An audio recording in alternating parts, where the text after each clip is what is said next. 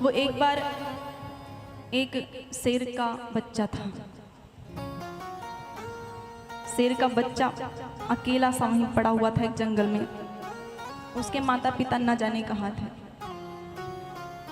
एक भेड़ वहां पहुंचा और भेड़ ने देखा छोटा सा शेर का बच्चा, उसको दया आ गई, वो लेके चला गया शेर के बच्चे को।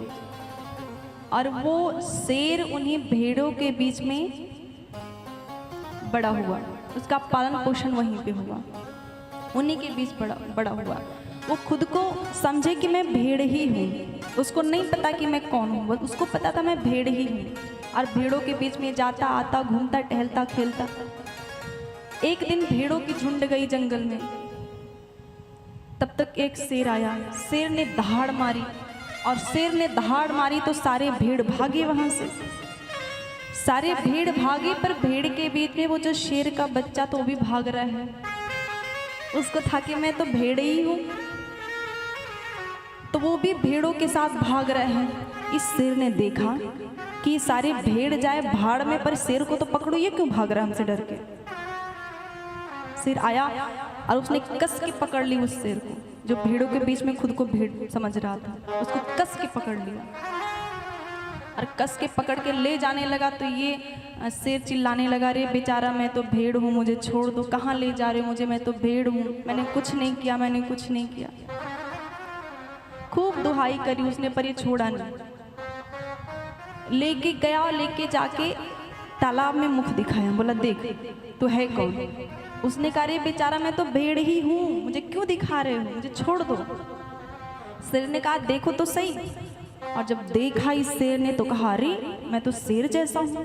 तो उसने कहा तुम शेर जैसे नहीं हो, तुम शेर ही हो।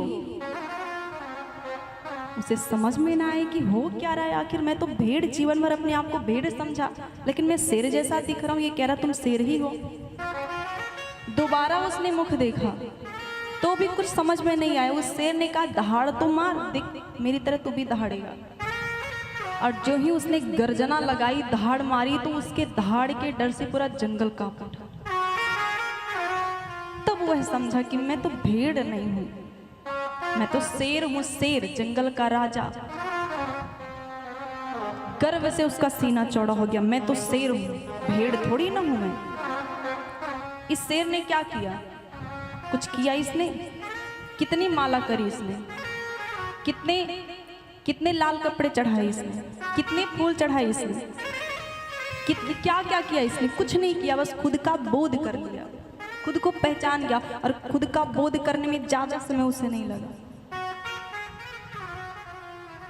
वो खुद को समझ गया कि मैं शेर हूं। उसी प्रकार हम सबको भी अपना बोध नहीं है, हम सब हैं सिंधु। सिंधु मतलब समझते हो, सागर समुद्र। हम हैं सिंधु। जैसे वो शेर था पर अपने आप को भेड़ समझ रहा था, उसी प्रकार हम हैं सिंधु, शक्तिशाली। वो जो परमात्मा है ना, उसके अंश है हम, सिंधु हैं। हमें कौन मार सकता है? कोई हमें मार नहीं सकता, कोई हमें डरा नहीं सकता। हम हैं सिंधु, पर अपने आप को इस जगत में रहते रहते अपने आप को हमने बिंदु समझ लिया है। हम बिंदु हैं, हम तो बड़े छोटे से हैं। खुद का ज्ञान करोगे तो पता चलेगा कि हम हैं क्या आखिर।